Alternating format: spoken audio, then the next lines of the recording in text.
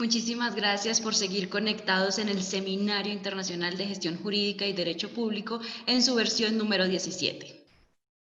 Ahora damos paso al panel a cargo del doctor Roberto Augusto Cerrato Valdés y el doctor Iván Darío Gómez Lee, quienes abordarán el tema de uso de los métodos alternativos de solución de conflictos en la prevención del daño antijurídico. El doctor Roberto Augusto Cerrato Valdés es consejero de Estado de la sección primera, abogado de la Universidad Externado de Colombia, especialista en Derecho Administrativo de la Universidad Santo Tomás, magíster en Derecho con énfasis en Derecho Administrativo de la Universidad Sergio Arboleda. Se ha desempeñado como procurador delegado para la conciliación administrativa, procurador delegado ante el Consejo de Estado, procurador ante el Tribunal Administrativo de Cundinamarca y procurador delegado para la defensa de los derechos humanos. Actualmente es consejero de Estado de la sección primera. El doctor Iván Darío Gómez Lee es abogado especialista en Derecho Administrativo, doctor en Sociología Jurídica e Instituciones Políticas de la Universidad Externado de Colombia. Tiene una tesis de grado doctoral calificada summa cum laude, la seguridad jurídica, la teoría multidisciplinaria aplicada a las instituciones. Actualmente se desempeña como procurador delegado para la conciliación administrativa y docente universitario del Externado, Los Andes, la Santo Tomás y la Javeriana. Este panel será moderado por el director distrital de Política Jurídica, Sergio Pinillos. Sergio. Muchísimas gracias, Jessica. Bienvenidos todos a este panel de uso de medios alternativos de solución de conflicto para la prevención del daño antijurídico. Cuento con la suerte de ser acompañado de del magistrado doctor Roberto Augusto Cerrato Valdés y el doctor Iván Darío Gómez Lee, procurador delegado para la conciliación. Y digo que tengo la suerte de que ellos me acompañen porque ellos son coautores del proyecto de ley 006 que pretende reformar la conciliación en el país. Por ahí quiero empezar precisamente. Quisiera preguntarles por qué había que reformar la figura de la conciliación. ¿Qué es lo que estaba mal en la conciliación que requería y necesitaba ser mejorado o quitado? ¿Qué es lo que hizo la parte principal para poder cambiar esto? ¿Qué es lo que se requería? Doctor Roberto, doctor. Muchas gracias, doctor Sergio. No sé si me escuchan. Perfectamente, doctor. Perfecto, doctor Sergio Pinillos, muy amable por esta invitación. Quiero empezar por brindar un cordial saludo a todas las personas que nos ven, que nos escuchan, a usted, doctor Sergio, por la coordinación de este panel, al doctor Iván Darío, compañero de este ejercicio y compañero de tantas causas de la conciliación administrativa, al Distrito Capital por honrarme con este espacio y ante la buena pregunta que usted nos formula relacionada con el hecho de qué motiva una modificación de esta ley 640/2001 que está vigente desde el 5 de enero del año 2002. ¿Cuáles son las razones que inspiran una posibilidad de reforma? Yo debo señalar lo siguiente: nos encontramos ante un panorama muy particular y es que hoy podríamos decir que tenemos una de las legislaciones que tiene más amplio desarrollo en tema de mecanismos alternativos de solución de conflictos. En el componente conciliatorio hay una multiplicidad de disposiciones que regulan la figura, pero creo que también es necesario apuntarle a una realidad y es la eficacia de la figura. Miren ustedes los datos que gracias a la Procuraduría General de la Nación hoy se tienen. La eficacia de la figura alcanza el 12% respecto de la conflictividad. Entre el año 2017 y 2020, conforme a una publicación reciente que acaba de efectuar el Ministerio Público sobre los mecanismos alternativos de solución de conflictos, en esos 3 años se informa de cómo se han celebrado 98.892 audiencias de conciliación, en las cuales se han materializado 11.758 acuerdos. Entonces uno indica un panorama del 12%, pero la conflictividad ante la jurisdicción de lo contencioso administrativo es altísima. Sabemos entonces, conforme a los datos de la Dirección de Defensa Judicial de la Nación, que ante la jurisdicción de lo contencioso cursan cerca de 400.000 expedientes. Hay entonces una necesidad apremiante de utilizar los mecanismos alternativos de solución de conflictos. Y entonces la apuesta de la reforma estuvo cifrada básicamente en el hecho de encontrar las soluciones para que el número de acuerdos conciliatorios fuese más significativo, para que el mecanismo autocompositivo de solución de conflictos, el componente conciliatorio, realmente tuviese la eficacia que tantos esperamos y que tantos esperamos de la figura. Y desde esa perspectiva, la visual que tuvimos en la comisión de reforma fue tratar de generar un abordaje sistémico del problema, encontrar que el tema de la conciliación bien puede abordarse desde la perspectiva de mejorar los actores en este sistema de la figura. Y entonces es importante trabajar la figura del abogado, pero igualmente resulta importante mirar si hay una política pública, cómo están operando los comités de conciliación, cómo está operando el Ministerio Público y en general la percepción integral del mecanismo. Y desde esa dinámica, el propósito que inspiró los planteamientos de modificación estuvieron asociados a ese abordaje casuístico. Paso uno por uno a señalar las generalidades de la propuesta. En primer término, se identificaba un problema en la formación del abogado. En el pregrado de las facultades de Derecho poco se trabaja el tema de los mecanismos alternativos de solución de conflictos. Hoy el profesional del derecho sale con unas sólidas bases en materia de derecho procesal, pero muy pocas en tema del uso de la transacción, de la amigable composición, de la misma figura del arbitraje y también en conciliación. Hay que fortalecer allí el tema. En segundo lugar, los comités de conciliación. Hoy en la propuesta de reforma, primero le damos una dimensión real, un tema de comités de gerencia jurídica pública, debido a que no solamente definen si la conciliación se materializa, sino que exploran todos los demás mecanismos alternativos de solución de conflictos, pero hay que profesionalizar también el ejercicio de esos comités de conciliación. Brevemente, en tercer lugar, también es necesario trabajar un tema de fortalecimiento de la política pública respecto a la figura. Miren ustedes que en el diagnóstico que hace el Ministerio Público se señala que hay insuficiencia de recursos presupuestales. Las entidades no tienen en el rubro de sentencias y conciliaciones los suficientes recursos para efectos de apalancar acuerdos reales, sustantivos, sustanciosos en número. Pero sumo a ello también el componente del Ministerio Público. La idea era fortalecer el ejercicio de la labor que tiene a su cargo como conciliador único y exclusivo el agente del Ministerio Público, y la propuesta apunta a que sea el órgano de cierre de la figura. El procurador en principio generará una refrendación del acuerdo y se eliminaría el tema del control judicial de la figura de la conciliación, salvo en circunstancias extremas en donde haya un escenario de riesgo para el patrimonio público. No quiero extenderme mucho en la intervención. Si a usted le parece, generamos este inicio de exposición con la idea de que más adelante se complemente, con miras a también escuchar al doctor Iván Darío en ese aspecto tan importante. Gracias, doctor Sergio.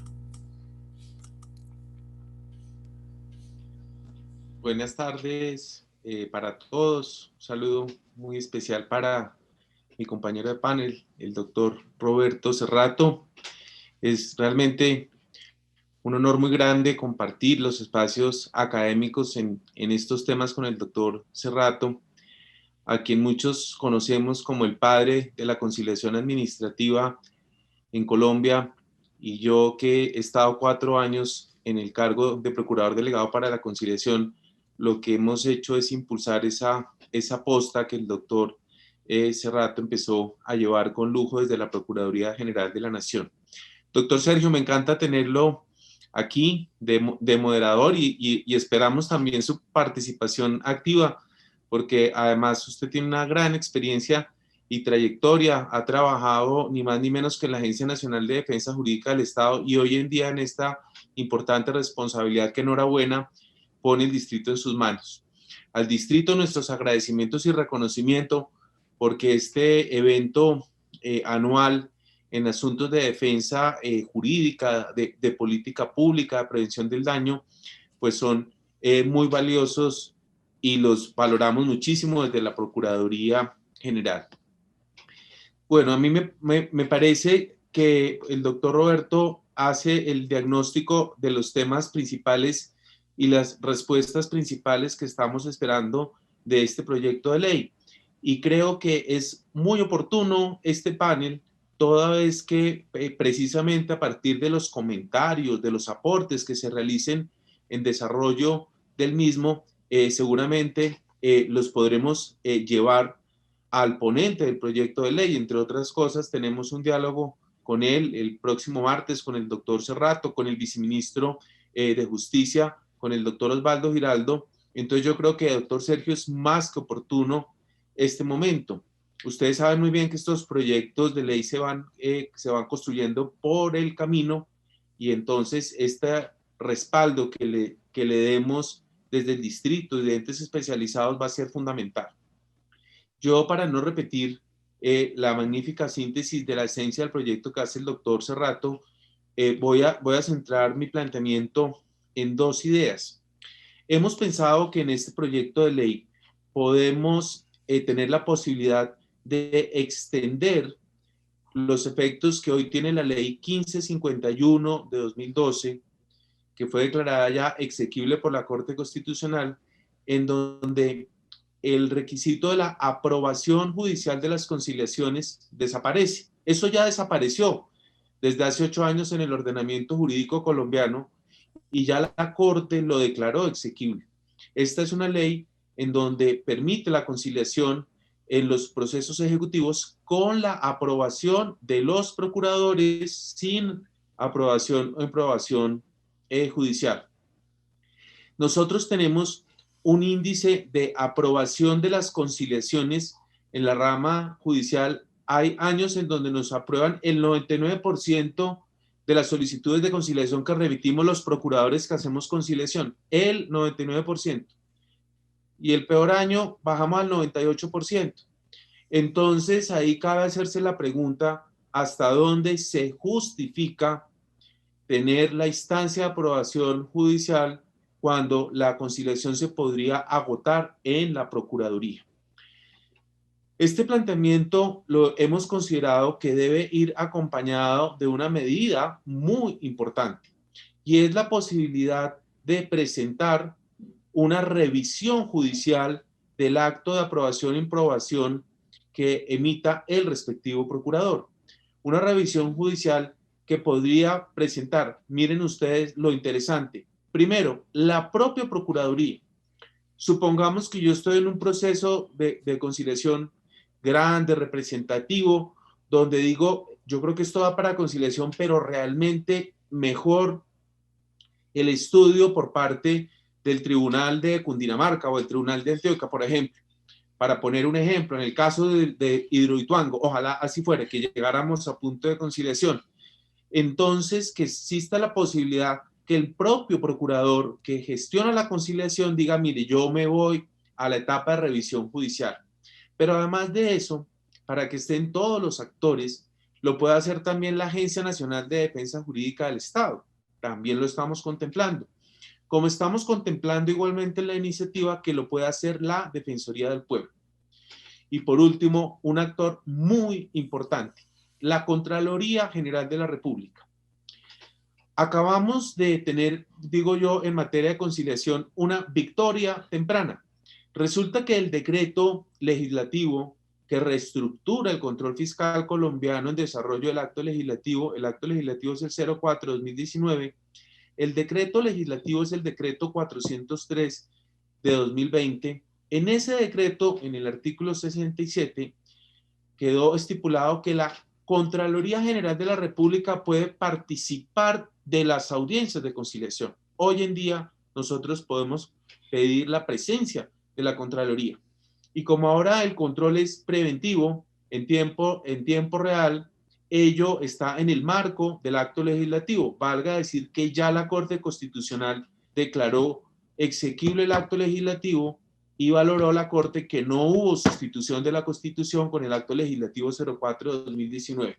Volviendo entonces al tema de la aprobación de las conciliaciones en sede de la propia Procuraduría, pues que la Contraloría asista y su ejercicio de vigilancia y control se agote allí. Yo soy de los que estoy firmemente convencido de tiempo atrás que los actos de conciliación con la participación de la Procuraduría y con la participación de la rama judicial no son actos de gestión fiscal. No somos gestores fiscales los conciliadores, ni son gestores fiscales los jueces que aprueban o imprueban las conciliaciones. No obstante ello, precisamente, lo que queremos en ese proyecto de ley es que la Contraloría participe en ese momento y que quede absolutamente claro para facilitar la conciliación y derrumbar ese miedo que muchas veces se tiene a conciliar o a los medios alternativos de solución de conflictos por el pánico de las IAS, que participe allí, pero el control o vigilancia fiscal quede agotado en tiempo real y no luego con un hallazgo fiscal que le genere un problema de ahí para atrás al comité de conciliación, al ordenador de gasto de la respectiva entidad. Yo creo que este es uno de los aspectos centrales de la reforma. Y otro, con este redondeo, la serie de leyes y decretos reglamentarios que se han venido expidiendo para la conciliación son diversos. Nosotros podríamos fácilmente identificar 8 leyes principales y muchas normas más. Si nos permiten hacerle la propaganda al libro, acá está el libro que anunció el doctor Roberto Cerrato, Los mecanismos alternativos de solución de conflictos en Colombia, doctor Fernando Carrillo, y quien les habla. Este libro además no es propaganda para que lo compren porque pueden acceder a él gratuitamente. Pueden entrar al blog ivandariogomezli.com y lo bajan sin ningún costo.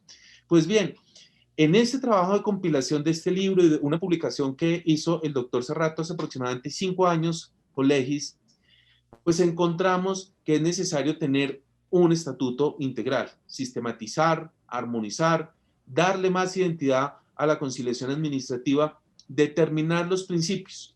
Y yo aquí sí quiero reiterar lo que decía el doctor Cerrato, un aspecto que es fundamental. Yo les pediría además, yo coordino los procuradores judiciales y agradezco que los apoderados que en algún caso no han tenido una buena experiencia con un procurador judicial me escriban y me cuenten, porque nosotros hacemos hoy en día un gran esfuerzo en la Procuraduría por atender con calidad, atender con diligencia las conciliaciones, incluso suspendemos que se devuelvan al Comité de Conciliación. Yo creo que ese aspecto ha mejorado.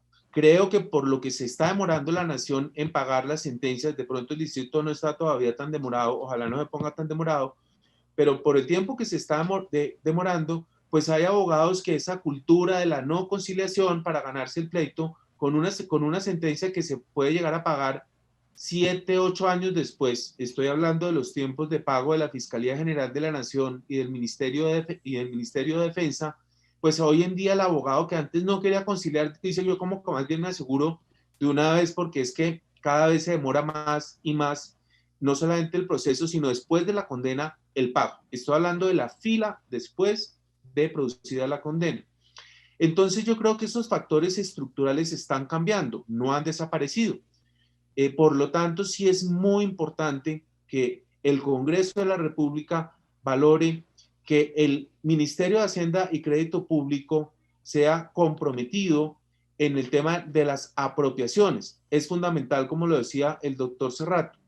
Vimos que el actual gobierno, digamos, apalancó 4 billones de pesos para el pago de sentencias que estaban acumuladas, y ellos lo están haciendo con pagos en bonos de títulos de deuda pública, y lo están haciendo a través de acuerdos de pago. Yo creo que llegó el momento que se haga lo propio con esa posibilidad de poder resolver las controversias de manera temprana y darle además desarrollo a todos esos mecanismos que también ha estructurado el Consejo de Estado, donde también participó el doctor Cerrato, como las sentencias de unificación, las posibilidades de extensión de la jurisprudencia. Esta es en síntesis, doctor Sergio, lo que podemos decir de esta iniciativa legislativa. Muchas gracias. Muchísimas gracias, doctor Iván Darío.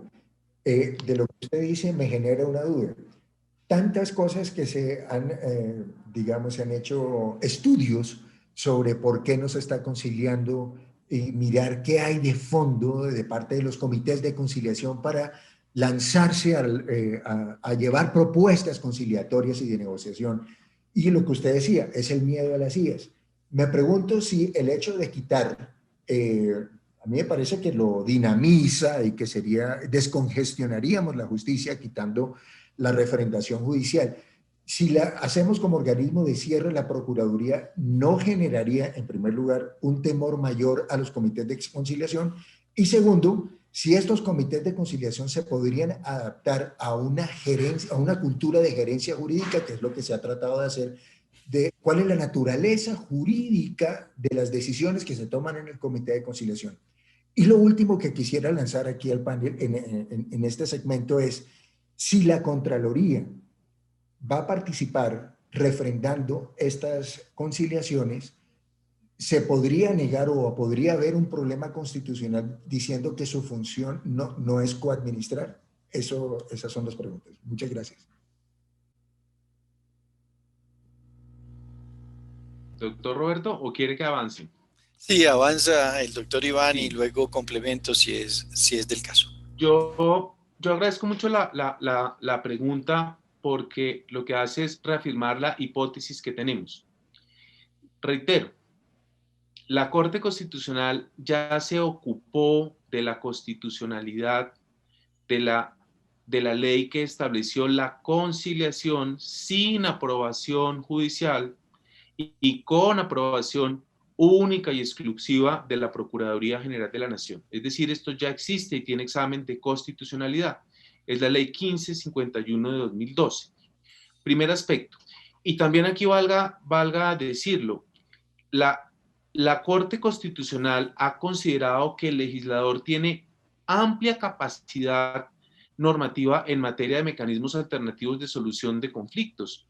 La Corte Constitucional en lo que ha llamado la atención y en donde ha llegado a producir sentencias de inconstitucionalidad, por ejemplo, en materia de asuntos laborales, es cuando el legislador deja abierta, solamente dice, y esto lo aprobará o improbará la Procuraduría. Lo que ha dicho la Corte es que se tienen que establecer los procedimientos, los criterios, los alcances, digamos la principalística, las reglas, para que la Procuraduría pueda llevar a cabo esos actos de aprobación e improbación. La primera parte. La segunda parte es que precisamente para evitar ese riesgo que anota el doctor Sergio, se tiene previsto que el control al acto de conciliación de la Procuraduría tenga el examen de la Contraloría, reitero, y sea allí en el ejercicio de esa función de control donde se agoten sus competencias, digámoslo así, de auditoría o de vigilancia. Se agotan allí. Después no se pueden llevar a cabo. Y es muy importante que eso en la legislación quede absolutamente claro para que no se produzca el efecto contrario. Digamos que hoy estamos en el peor escenario. El peor escenario de hoy es que hoy ni siquiera el legislador es claro si el acto de conciliación es constitutivo o no es constitutivo de gestión fiscal. Es decir, peor escenario no podemos tener. Peor escenario en el cual, gracias por recordar la cifra, el doctor Roberto recordaba que nosotros estamos llegando a un 12% de conciliaciones en los asuntos que radican en la Procuraduría. Mal escenario que no es para nada malo, no es nada despreciable.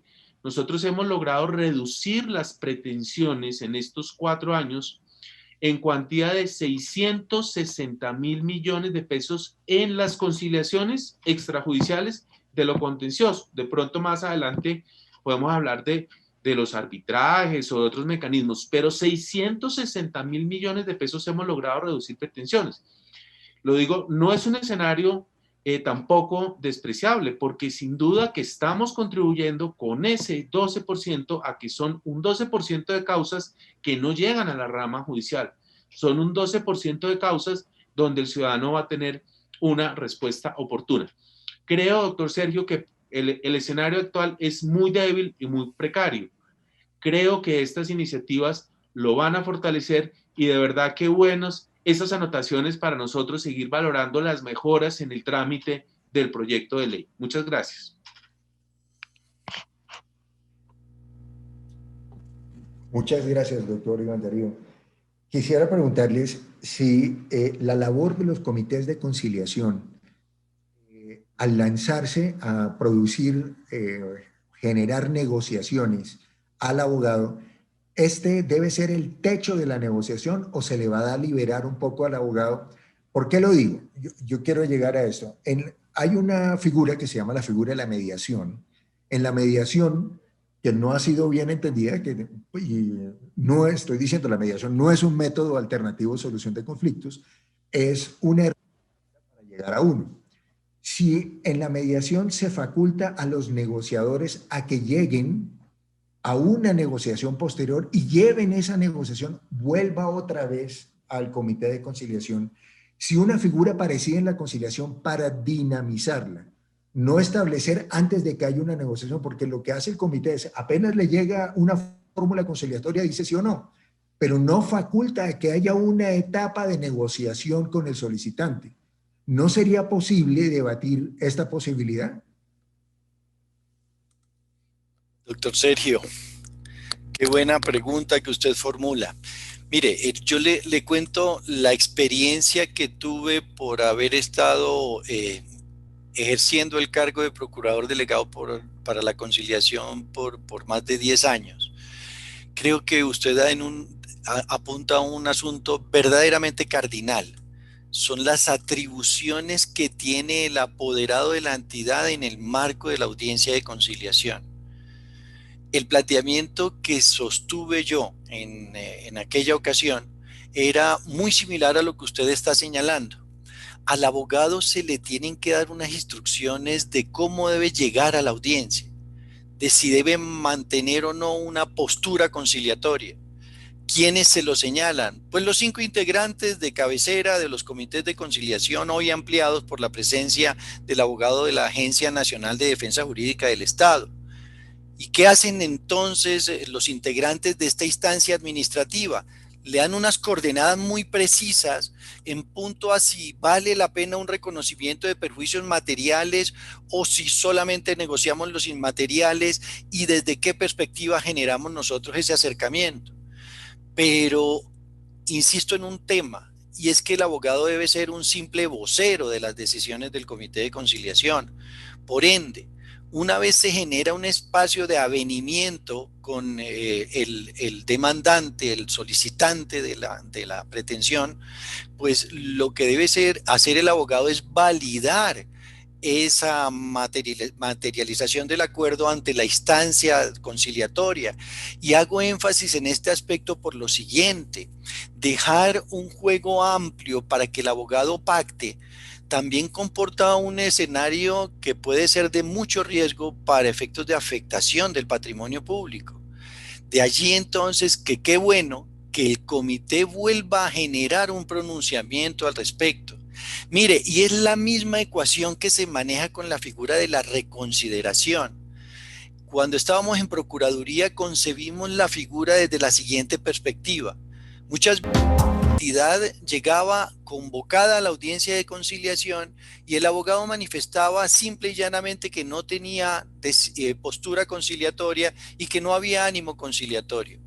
Allí lo que quisimos precisamente en la administración fue generar un rol en donde la gente del Ministerio Público tuviese la posibilidad de confrontar esa decisión y decirle: comité de conciliación, a través de su vocero, que es el abogado que viene a la audiencia, le solicitamos que haga un análisis sobre la posibilidad de conciliar o no la controversia. ¿Por qué razón? Porque la gente del Ministerio Público encontraba que se aplicaba la premisa que jurisprudencialmente se ha dado para efectos de materializar acuerdos. Recordarán ustedes cómo el Consejo de Estado ha señalado que en lo público, en temas de lo contencioso administrativo, procede la conciliación siempre y cuando haya un presupuesto, alta probabilidad de condena para el Estado. Y si el procurador, como experto que es, como una persona que tiene la idoneidad y el conocimiento suficiente, encuentra, bien sea de la prueba o insisto en un tema, bien sea de la jurisprudencia existente, porque aquí traigo a colación algo que me parece a mí enormemente significativo, y era que en la oportunidad en que estaba al frente del tema, encontrábamos que era muy difícil materializar acuerdos debido a que no había una postura jurisprudencial unificada. Hoy encontramos un panorama divergente, absolutamente distinto. Miren ustedes, tengo hoy una compilación de sentencias de unificación del Consejo de Estado, alcanzan el número de 125 decisiones, en donde la corporación ha señalado cuáles son las coordenadas de trabajo de ese comité de conciliación y de ese abogado que representa los intereses de la entidad en el foro de la audiencia.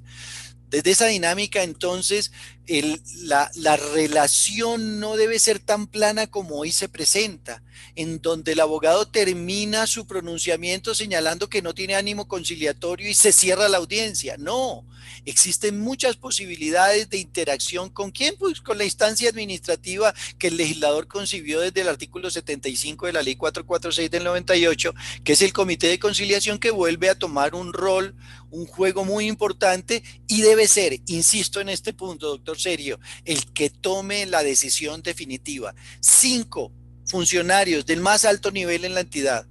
Eso es un valor agregado. Venimos acostumbrados en el derecho administrativo y en el derecho público a que las decisiones son unipersonales. El director de la entidad, el jefe de la misma, el funcionario de más alta importancia dentro del respectivo organismo. Hoy, lo que genera la reforma de la ley 446 del 98 es entregarle a esa instancia administrativa integrada por 5 altos funcionarios unas responsabilidades enormes.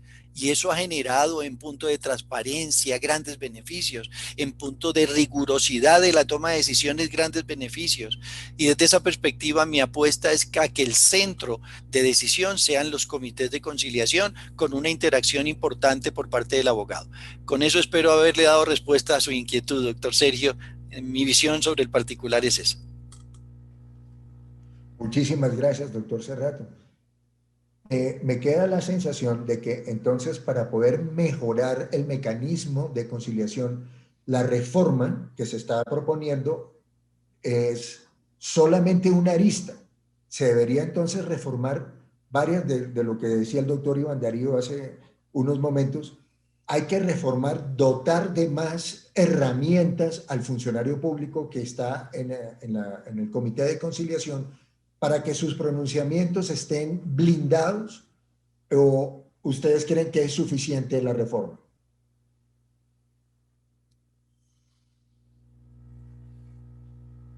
Doctor Iván, con la venia suya, quisiera empezarla. Sí, es que la creación legal de los comités de conciliaciones es la mención legal, incluso el desarrollo de las funciones de los comités de conciliación en el decreto compilatorio 1069, 17 y 16 es realmente, digamos, por vía de reglamento. Hace falta una estructuración de competencias que sea más estratégica y que esté mucho más asociada con la prevención del daño. Yo digo que esto es, me encanta, además yo no sabía la cifra, doctor Serrato, qué buen número. Yo estaba un poquito en eso todavía desactualizado, digamos, son 125 sentencias de unificación, digamos. Esto es una gran noticia, seguramente ahora con ocasión de la pandemia se pudieron incrementar, porque yo creo que digamos, las condiciones de cambio de la jurisdicción de lo contencioso nos llevan a soluciones y a nuevos planteamientos como los que estamos planteando. Es decir, la jurisdicción de lo contencioso ha evolucionado en su institucionalización, en su formación, y ahora es muy importante generar reformas que acerquen la justicia en sentido general al ciudadano, es decir, la justicia que no esté institucionalizada en la rama. Y eso sí que contribuye a la descongestión. Realmente el día que nosotros desincentivemos, digamos así, la demanda de justicia, pues no vamos a tener oferta y vamos a tener ese Consejo de Estado produciendo decisiones más oportunas y además produciendo decisiones en asuntos de gran envergadura como lo está proponiendo el propio Consejo de Estado en la reforma al CEPACA. Entonces, yo creo que el fortalecimiento de los mecanismos alternativos de solución de conflictos es necesario. Y además es muy importante que las entidades sepan que cuentan con una entidad como la Procuraduría y como la Agencia de Defensa Jurídica del Estado. Digamos, nosotros hemos actuado con mucha efectividad con aquellas entidades que nos han buscado para impulsar procesos, muchas veces procesos de arreglo directo, doctor Sergio, asistidos con la asistencia, con la facilitación, con la sola presencia de la Procuraduría y de la Agencia de Defensa Jurídica del Estado. Espero que de pronto ahora podamos desarrollar esto más, pero aquí lo importante es que en mecanismos alternativos de solución de conflictos a nosotros, a la Procuraduría, en la ley 1367, se nos da además la posibilidad de promover audiencias, de promover mesas de trabajo, lo hacemos con mucha frecuencia y además debemos identificar cuáles son las causas estructurales de las controversias. Hoy con el distrito, con el doctor William Mendieta, tenemos mesas de trabajo semanales para temas de alto impacto, mesas de trabajo y en algunos estamos, tenemos acciones populares, en otros casos arbitramentos, en otros casos tenemos demandas de nulidad, en otros casos medios de control contractual. Entonces, yo creo que es muy importante, además que nosotros los abogados empecemos a tener conciencia de lo importante que es, además, desarrollar nuestras competencias en estas, digamos, en estas habilidades blandas de solución de controversias, ¿sí? Y lo digo aquí de manera un poco jocosa. Yo al último curso, al último diplomado que abrió el Ministerio de Justicia para conciliadores, yo me metí, lo estoy haciendo, tengo clase a las 5 de la tarde después del partido. Me metí. ¿Por qué? Porque es que además me parece, y yo desde que estoy en la delegada, he hecho todo lo posible por, digamos, preparar mi forma de actuar hacia la conciliación, o sea, ser verdaderamente un facilitador de la solución del conflicto. Creo que hay que repensar el rol del abogado y por eso tan importante, casi que desde la formación, como lo queremos promover en ese proyecto de ley, desde la formación de los propios abogados. Agradezco mucho esas palabras, doctor, porque es una de las cosas a las cuales se apunta en materia de conciliación, preparar a los miembros del Comité de Conciliación, no solamente para que tomen decisiones frías entre sí, no se acepta una solución conciliatoria, sino para que sean gerentes jurídicos en la protección del patrimonio público. Entonces, no es solamente tomar una decisión, es calcular cuánto cuesta el proceso, hacer lo que se llama litigio estratégico y economía o gerencia jurídica del proceso. Y uno podría decir cuánto me cuesta este proceso en el tiempo, cuánto me vale un arreglo ahora, para poder decir si es negocio o no. Y para eso me parece muy bien que esté la Contraloría, para que la Contraloría no sea el miedo del quebrantamiento de un deber funcional per se, sino en la decisión negocial jurídica de la entidad, que también debe tener decisiones gerenciales económicas. Y yo creo que eso sería lo que también debería apuntarle la Contraloría. Voy a pasar ahora a las preguntas del público, del cuerpo de abogados del distrito. Nos están mandando unas preguntas, doctor. Doctor Sergio, usted me permite una Claro breve que sí. intervención. Es que me parece muy importante que todos los abogados del distrito sepan cómo acceder a estas sentencias de unificación a las que hacía referencia también el doctor Iván Darío. La idea fue que nos pusimos a compilarlas y las tenemos hoy en el aplicativo Samay. Cuando yo les menciono las 525 sentencias, imagínense ustedes cómo se hace la compilación. Ustedes recuerdan la norma que es el artículo 270 de la ley 1437, que dice que serán sentencias de unificación las que profiera o haya proferido el Consejo de Estado después de la entrada en vigencia del CEPACA, que fue el 2 de julio de 2012. Entonces tenemos cerca de 98 sentencias después del 2 de julio de 2012 y otras adicionales antes de la entrada en vigencia de la ley 1437. Y está la herramienta a disposición de ustedes. Aplicativo SAMAI, página web, entran samai.consejo de Estado, inmediatamente pueden buscar la biblioteca digital que se ha construido para el propósito. Pero no me quedo con el deseo de mencionarle a usted el tema del litigio estratégico. En dos procesos que vale la pena considerar y tener en cuenta para todos los que son afectos a la figura de la conciliación y de la transacción, se hizo un análisis de litigio estratégico, que son los casos de Comsa y del Metro de Medellín. Allí, como usted lo anotaba, lo que hizo la Procuraduría al momento de emitir el concepto fue conseguir el estudio de dos economistas que hicieron un cálculo del costo de oportunidad, del beneficio que representaba el acuerdo conciliatorio, y cuando se emite el concepto por parte del Ministerio Público, yo actué en ambas ocasiones como procurador del caso. Lo que tuve de apoyo, mi fundamento al momento de emitir mi posición respecto del acuerdo que se materializaba, fue tener en cuenta precisamente el beneficio que a nivel económico y financiero representaba la celebración de un acuerdo. Creo que hoy no solamente habrá que mirar, claro, el componente jurídico de si hubo una causación de un daño antijurídico, sino también mirar esto como un tema fiscal conveniente para la entidad. Perdóneme el paréntesis, pero me pareció muy importante asociado a su buena explicación. Muchísimas gracias, doctor Roberto.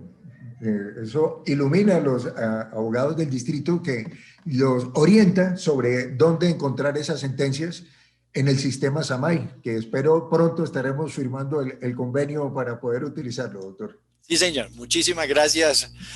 Sea la oportunidad de decirlo, de la posibilidad que me brinda de accesar entonces con el aplicativo SAMAI a toda la base de datos de legislación que tiene el distrito, tema reconocido por todos los abogados del país. Muchísimas gracias, doctor. Bueno, de los abogados del distrito precisamente están entrando unas preguntas. Esta es la primera. ¿Cómo se ejercerá entonces el control fiscal previo o posterior? ¿Será solo cuando haya afectación patrimonial?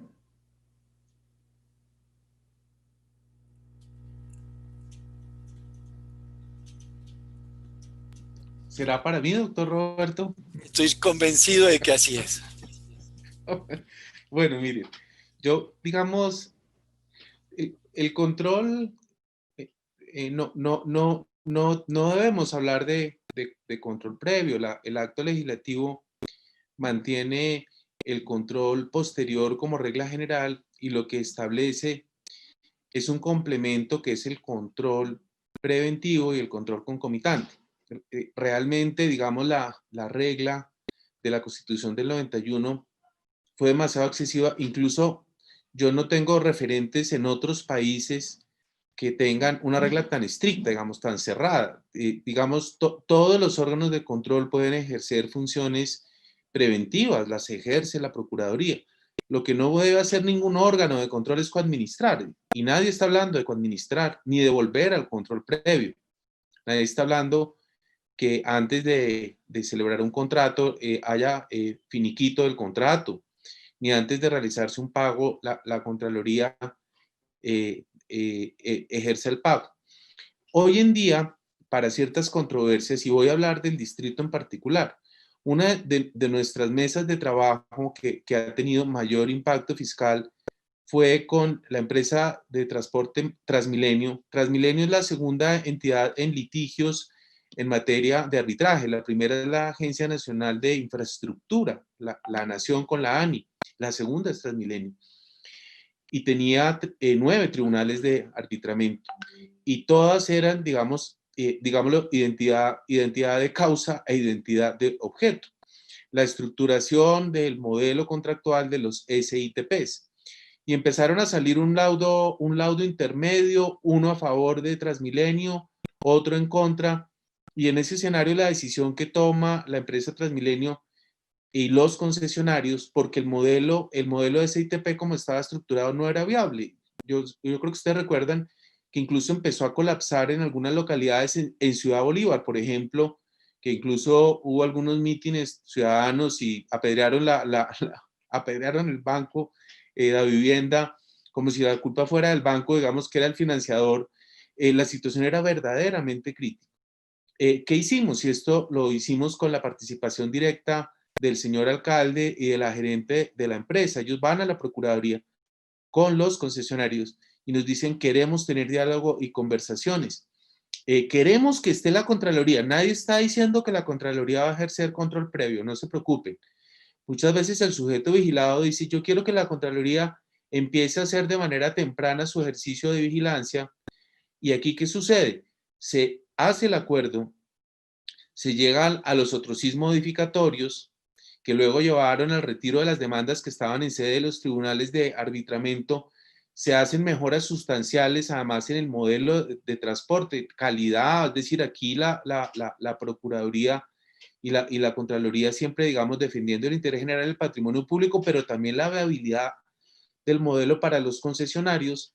Cuando se llega, digamos, al cierre, en ese cierre queda sometido a condición, ¿sí? A condición resolutoria.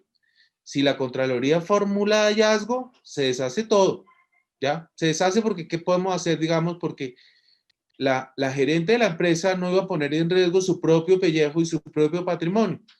Y entonces se pidió un control, además, excepcional por parte de la Contraloría General de la República, que además fue conversado, hablado, digámoslo, con el Contralor de Bogotá. No fue una cosa como si le hubiera rapado el control. El Contralor de Bogotá lo supo, estuvo de acuerdo, entendió el nivel técnico de la controversia y llegamos a punto de cierre. Punto de cierre, un acuerdo donde todos ganamos, sobre todo la prestación del servicio, se retira a los tribunales, se establece un mecanismo, digamos, distinto de financiación. Incluso tuvimos que ir a una norma habilitante que permitía el aval de la nación, porque tuvimos que modificar incluso una norma de infraestructura en el Plan Nacional de Desarrollo. Son controversias de esa magnitud. Es que hay unas controversias que además tiene, pues hoy el distrito, de una magnitud que ameritan ese tipo de medidas. Pero por otro lado, controversias no menos importantes. Las controversias de las sentencias de unificación en asuntos laborales, por ejemplo, ¿sí? Donde para el pago de docentes, las controversias de FOMAC, ese ha sido el principal filón de trabajo nuestro, de tener los intereses por la sanción moratoria en FOMAC. Entonces hemos llegado a arreglos que además ha propiciado la fiduprevisora, que es la que administra el FOMAC, y hemos logrado cerca de 25,000 conciliaciones con los docentes de FOMAC, la mayoría del distrito de Bogotá. Es de ello de lo que estamos hablando, doctor Sergio. Pues hemos llegado al final. Muchísimas gracias, doctor Roberto Cerrato. Le agradezco muchísimo, doctor Iván Darío Gómez Lee. Qué buen panel, nos aclara muchísimo esto, definitivamente. La hoja de ruta sobre gerencia jurídica, yo creo que es maravilloso haberlo tenido ustedes, porque no son no buscamos a unos estudiosos solamente, sino a los autores de la ley. Entonces, les agradezco muchísimo a ustedes como coautores de esta iniciativa. Ya nos está esperando la siguiente conferencia, el ex viceprocurador, doctor Carlos Arturo Gómez. Le doy paso a la doctora Jessica y muy agradecido con ustedes y a todo nuestro público que estuvo conectado. Muchas gracias, doctor Sergio. Muchas gracias, muy complacidos, atentos